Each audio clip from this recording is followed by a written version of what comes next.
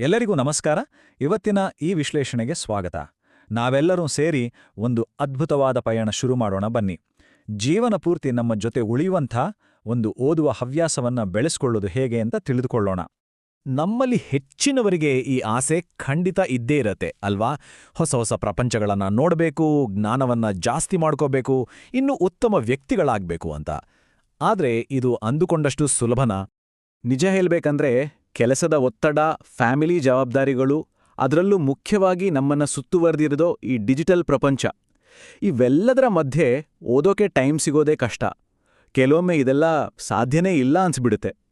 ಆದರೆ ಒಂದು ವೇಳೆ ಈ ಒಂದು ಓದುವ ಹವ್ಯಾಸವನ್ನ ಬೆಳೆಸ್ಕೊಳ್ಳೋದು ನಾವು ಅಂದುಕೊಂಡಷ್ಟು ಕಷ್ಟ ಅಲ್ಲ, ಬದಲಾಗಿ ತುಂಬಾನೇ ಸಿಂಪಲ್ ಆಗಿದ್ರೆ, ಈ ವಿಶ್ಲೇಷಣೆಯಲ್ಲಿ ನಾವು ಅದನ್ನೇ ನೋಡ್ಲಿದ್ದೇವೆ. ಸರಿ, ಹಾಗಾದ್ರೆ ಮೊದಲು ಓದೋದು ನಮ್ಮ ಲೈಫಲ್ಲಿ ಯಾಕೆ ಅಷ್ಟು ಇಂಪಾರ್ಟೆಂಟ್ ಅಂತ ಅರ್ಥ ಮಾಡ್ಕೊಳ್ಳೋಣ. ಇದು ಕೇವಲ ಒಂದು ಹವ್ಯಾಸವೋ ಅಥವಾ ಟೈಮ್ ಪಾಸ್ ಅಲ್ಲ. ಇದರ ಹಿಂದೆ ನಮ್ಮ ಮೆದುಳಿನ ಆರೋಗ್ಯವನ್ನೇ ಬದಲಾಯಿಸಬಲ್ಲ ಒಂದು ಸೈಂಟಿಫಿಕ್ ಕಾರಣ ಇದೆ. ಈಗ ನೋಡಿ, ಈ ಸ್ಲೈಡಲ್ಲಿರೋ ನಂಬರ್ಸ್ ಗಮನಿಸಿ. ಒಂದು ಸ್ಟಡಿ ಪ್ರಕಾರ ದಿನ ಓದೋ ಜನರಲ್ಲಿ 85% ಜನರ ಮೆಮೊರಿ ಪವರ್ ಇಂಪ್ರೂವ್ ಆಗಿದೆಯಂತೆ, ಮತ್ತೆ 80% ಜನರ ಯೋಚನಾ ಶಕ್ತಿ ಕೂಡ ಜಾಸ್ತಿ ಆಗಿದೆಯಂತೆ. ಆದರೆ ವಾರಕ್ಕೆ ಒಂದ್ಸಲ ಓದೋ ಜನರಲ್ಲಿ ಈ ನಂಬರ್ಸ್ ಎಷ್ಟೊಂದು ಕಡಿಮೆ ಇದೆ ನೋಡಿ.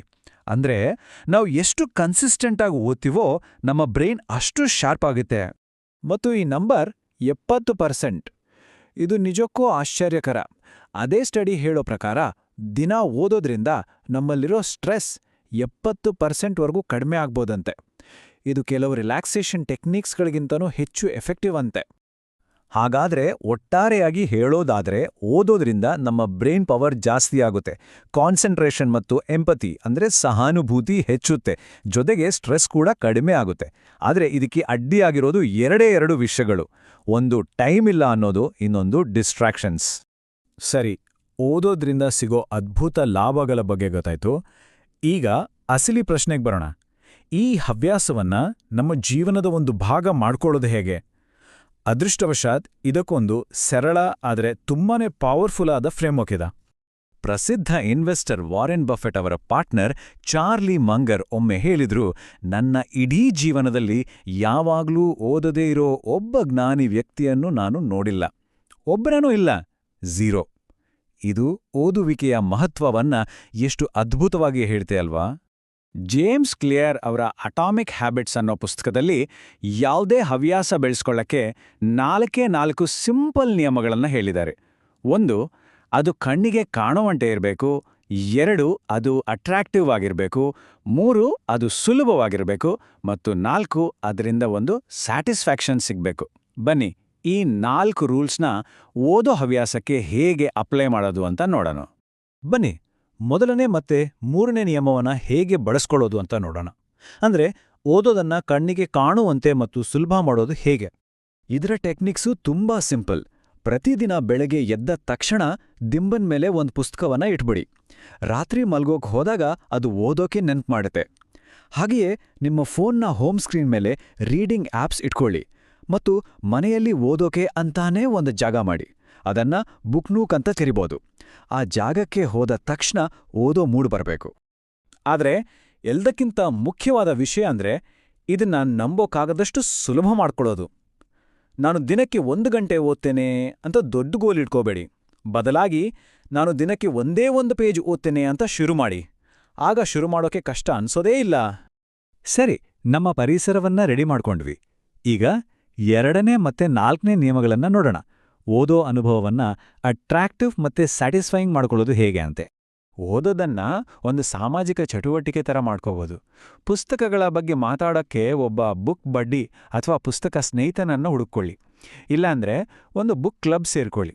ಜೊತೆಗೆ ರೀಡಿಂಗ್ ಟ್ರ್ಯಾಕರ್ ಆಪ್ಸ್ ಬಳಸಿ. ನೀವು ಎಷ್ಟು ಓದಿದ್ದೀರಿ ಅಂತ ನೋಡಿದಾಗ ಅದು ಇನ್ನಷ್ಟು ಓದೋಕ್ಕೆ ಮೋಟಿವೇಶನ್ ಕೊಡುತ್ತೆ. ಆದರೆ ಇದನ್ನೆಲ್ಲ ಮೀರಿಸೋ ಒಂದು ಸರ್ಪ್ರೈಸಿಂಗ್ ಆದರೆ ತುಂಬಾನೇ ಪವರ್ಫುಲ್ ಆದ ಟಿಪ್ ಇದೆ. ಅದೇನಂದ್ರೆ ಹೆಚ್ಚು ಪುಸ್ತಕಗಳನ್ನ ಅರ್ಧಕ್ಕೆ ಬಿಟ್ಟುಬಿಡೋದು. ಹೌದು, ನೀವು ಕೇಳಿದ್ದು ಸರಿನೇ. ಇಷ್ಟ ಆಗದ ಪುಸ್ತಕವನ್ನ ಮಧ್ಯದಲ್ಲೇ ಬಿಡೋದು ಸೋಲಲ್ಲ, ಅದು ಒಂದು ಸ್ಟ್ರಾಟಜಿ. ಯಾಕಂದ್ರೆ ಓದೋದು ಒಂದು ಹೊರೆ ಆಗ್ಬಾರದು, ಅದು ಖುಷಿ ಕೊಡೋ ಅನುಭವ ಆಗಿರ್ಬೇಕು. ಆ ಖುಷಿಯೇ ನಮ್ಮನ್ನ ಮುಂದೆ ಓದೋ ಹಾಗೆ ಮಾಡೋದು. ಇಷ್ಟ ಇಲ್ಲದ ಪುಸ್ತಕಗಳನ್ನ ಓದೋಕೆ ನಮ್ಮ ಜೀವನ ತುಂಬಾ ಚಿಕ್ಕದು ಅಲ್ವಾ? ಸರಿ, ಈಗ ಎಲ್ಲರ ದೊಡ್ಡ ಪ್ರಾಬ್ಲಮ್ಗೆ ಬರೋಣ. ಟೈಮ್ ಇಲ್ಲ ಅನ್ನೋದು. ಇವತ್ತಿನ ಟೆಕ್ನಾಲಜಿಯನ್ನ ಬಳಸಿ ಈ ಸಮಸ್ಯೆಯನ್ನ ಹೇಗೆ ನಿವಾರಿಸ್ಬೋದು ಅಂತ ನೋಡೋಣ. ಇದಕ್ಕೆ ಬೆಸ್ಟ್ ಸೊಲ್ಯೂಷನ್ ಅಂದ್ರೆ ಆಡಿಯೋ ಬುಕ್ಸ್. ಪುಸ್ತಕ ಓದ್ಬೇಕಾದ್ರೆ ನಮ್ಮ ಪೂರ್ತಿ ಗಮನ ಬೇಕು. ಆದರೆ ಆಡಿಯೋ ಬುಕ್ಸ್ಗಳನ್ನ ನಾವು ಟ್ರಾವೆಲ್ ಮಾಡುವಾಗ, ಮನೆ ಕೆಲಸ ಮಾಡುವಾಗ ಅಥವಾ ಜಿಮ್ಮಲ್ಲಿ ವರ್ಕೌಟ್ ಮಾಡುವಾಗ್ಲೂ ಕೇಳ್ಬೋದು. ಇದು ಓದೋದನ್ನ ನಮ್ಮ ಬೇರೆ ಕೆಲಸಗಳ ಜೊತೆ ಸುಲಭವಾಗಿ ಸೇರಿಸ್ಕೊಳ್ಳೋಕೆ ಹೆಲ್ಪ್ ಮಾಡುತ್ತೆ. ಇನ್ನೊಂದು ಸೂಪರ್ ಟೆಕ್ನಿಕ್ ಇದೆ. ಅದಕ್ಕೆ ಟು ಗೋ ಬಾಕ್ಸ್ ಮೆಥಡ್ ಅಂತಾರೆ. ನಾವು ಹೋಟೆಲ್ನಲ್ಲಿ ಅರ್ಧ ತಿಂದ ಊಟವನ್ನ ಮನೆಗೆ ಪಾರ್ಸಲ್ ಮಾಡಿಸ್ಕೋತೀವಲ್ಲ, ಹಾಗೇನೆ ನಮ್ಮ ಎಂಟರ್ಟೈನ್ಮೆಂಟ್ ಸಮಯವನ್ನು ಭಾಗ ಮಾಡಬಹುದು. ರಾತ್ರಿ 2 ಎಪಿಸೋಡ್ ಟಿವಿ ಶೋ ನೋಡೋ ಬದಲು ಒಂದನ್ನ ನೋಡಿ ಉಳಿದ ಟೈಮನ್ನ ಓದೋಕೆ ಬಳಸಿ. ಕೊನೆಯದಾಗಿ ಒಂದು ಮುಖ್ಯವಾದ ವಿಷಯವನ್ನ ನೆನ್ಪಿಟ್ಕೋಬೇಕು. ನಮ್ಮ ಗುರಿ ಕೇವಲ ಹೆಚ್ಚು ಪುಸ್ತಕಗಳನ್ನ ಓದೋದು ಮಾತ್ರ ಅಲ್ಲ, ಅದಕ್ಕಿಂತ ಹೆಚ್ಚಾಗಿ ನಮ್ಮನ್ನ ನಾವು ಒಬ್ಬ ಓದುಗ ಅಂತ ಪರಿವರ್ತಿಸ್ಕೊಳ್ಳೋದು. ಓದೋದು ಅನ್ನೋದು ನಾವು ಮಾಡೋ ಒಂದು ಕೆಲ್ಸ ಆಗ್ಬಾರ್ದು, ಬದಲಿಗೆ ನಾವು ಯಾರು ಅನ್ನೋದರ ಒಂದು ಭಾಗ ಆಗ್ಬೇಕು. ಹಾಗಾದ್ರೆ ಈ ಪಯಣದಲ್ಲಿ ನಿಮ್ಮ ಮೊದಲ ಹೆಜ್ಜೆ ಯಾವುದಾಗಿರುತ್ತೆ? ದಿನಕ್ಕೆ 1 ಪೇಜ್ ಓದೋದಾ ಅಥವಾ ದಿಂಬಿನ ಮೇಲೆ ಪುಸ್ತಕ ಇಡೋದಾ? ಯೋಚನೆ ಮಾಡಿ ಮತ್ತು ಇವತ್ತೇ ಶುರು ಮಾಡಿ.